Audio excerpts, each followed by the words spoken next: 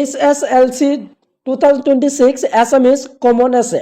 তো তোমালোকৰ যিটো অসমীয়া ছাবজেক্ট আছে অসমীয়া ছাবজেক্টৰ গুৰুত্বপূৰ্ণ কেইটামান ৰচনা লৈ আহিছোঁ তোমালোকৰ মেট্ৰিক পৰীক্ষা 2026 বৰ্ষৰ কাৰণে।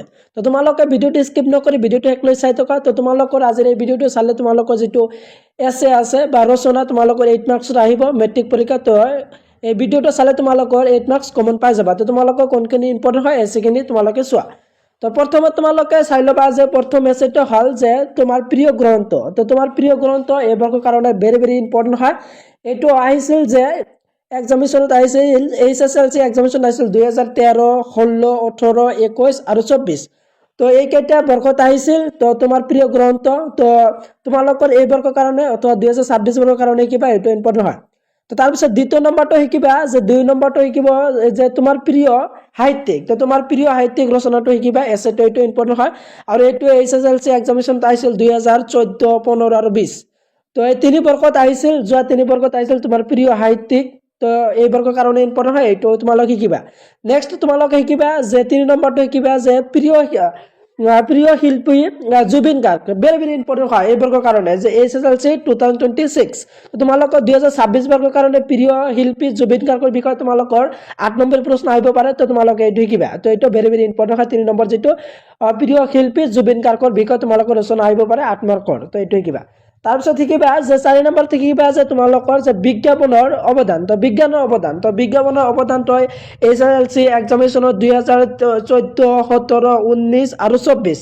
তো এই বৰ্ষত আহিছিল। তো তোমালোকৰ যে 24, 17, 19 আৰু 14। তো এই বৰ্ষত বিজ্ঞানৰ অৱদানটো আহিবলৈ বহুত চান্স আছে এইটো শিকিবা। তাৰপিছত শিকিবা যে 5 নম্বৰটো আছে যে দূৰদৰ্শন।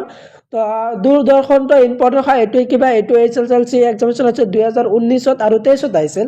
তাৰপিছত শিকিবা যে তোমালোকৰ 6 নম্বৰত শিকিবা যে অসমৰ কুটিল শিল্প। তো অসমৰ কুটিল শিল্পটো এই বৰ্ষৰ কাৰণে ইম্পৰ্টেণ্ট 2026 বৰ্ষৰ কাৰণে এইটো শিকিবা। এইটো আহিছিল 13 আৰু 17 আহিছিল। তাৰপিছত শিকিবা তোমালোকৰ নেক্সট ইম্পৰ্টেণ্টটো দি আছে তোমালোকৰ 7 নম্বৰটো যে অসমৰ প্ৰাকৃতিক সম্পদ।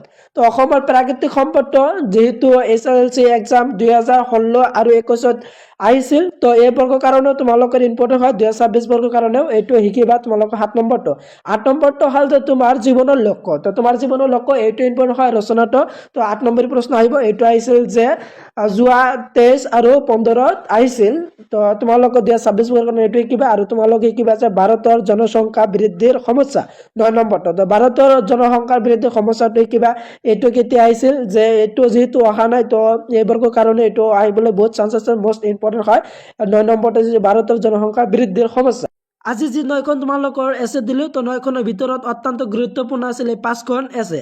তো এই 5খন এছে তোমালোকে চাই যাবা। এই 5খনৰ ভিতৰত যিকোনো এখন তোমালোকৰ ফাইনেল এক্সামিনেশ্যন 2026 বৰ্ষৰ কাৰণে মেট্ৰিক পৰীক্ষা তোমালোকে দেখিবলৈ পাবা। তো এই 5খন তোমালোকে চাই যাবা 8 মাৰ্কছ তোমালোকে কমন পাই যাবা। তো এনেধৰণৰ ভিডিঅ' পোৱাৰ কাৰণে মোৰ চেনেলত ছাবস্ক্ৰাইব কৰি থবা। আৰু নেক্সট ভিডিঅ' তোমালোকে আলোচনা কৰিম যিটো অসমীয়া বিষয়ৰ বৈচিত্ৰ্যময় অসমীয়া আছে। তো সেই বৈচিত্ৰ্যময় অসমীয়া 10 নম্বৰীৰ কাৰণে নেক্সট ভিডিঅ'ত আলোচনা কৰিম। তো আজিৰ ভিডিঅ'টো ইমান আছে। ভিডিঅ'টো একলাই চাই থাকিবা। তোমালোক সকলোকে ধন্যবাদ জনাওঁ।